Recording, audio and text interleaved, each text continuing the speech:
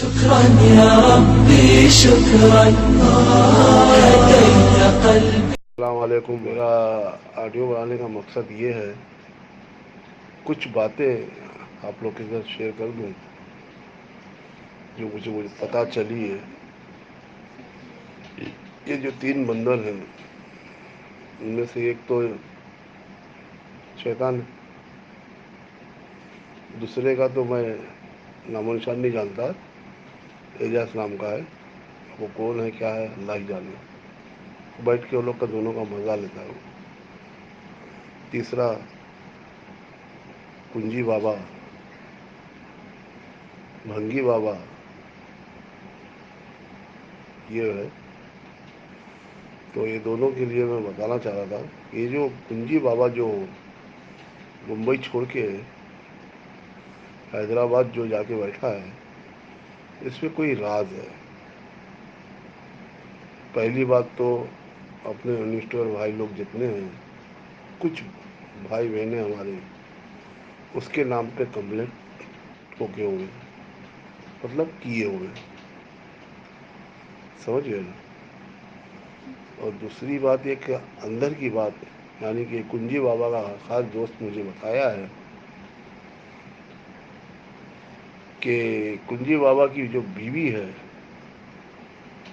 کنجی بابا کے نام پہ ہی کمپلینٹ کر دی. مطلب یونس کے نام پہ کمپلینٹ اس کی عورت خود کر دی ہے کہ کماتا نہیں ہے، بیکار بیٹھ کے کھاتا ہے. اور ایک بات اور پتہ چلی کہ آپا کو جو تکلیف دی جا رہی ہے، اس وجہ سے بھی یہ کو کمپلینٹ دی گئی ہے، اور اس سے گھر پولیس جاتی ہے. سمجھے میرے بھائی لوگ. اب یہ آپ اندازہ لگا لو کہ یہ بھگوڑا بھاگ کے جا کے حیدرآباد بیٹھا ہوا ہے. سمجھ گئے، حیدرآباد جا کے بیٹھا ہوا ہے. یہ اب بمبئی آنے کا نام و نشان نہیں ہے اس کا. سمجھے نا. اور میں تو یہی چاہتا ہوں کہ اپنے جتنے بھائی بہن ہیں سب مل کے ان کے نام پہ کمپلینٹ کرنا شروع کرو. سمجھ گئے نا. اور ہمارے دبنگ بھائی بھی آئے تھے، ہم سب تھے. اس میں ایک کلاکار تھے، سونے بولتے نا، کیا کہتے وہ، کبھی ہوا چلی تو اس طرف تو کبھی ہوا چلی تو اس طرف. وہ بندے بھی تھے اس میں. سمجھئے نا.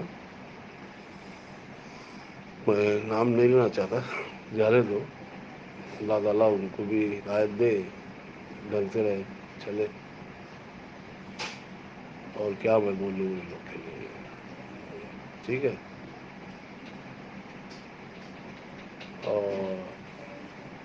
اور ایک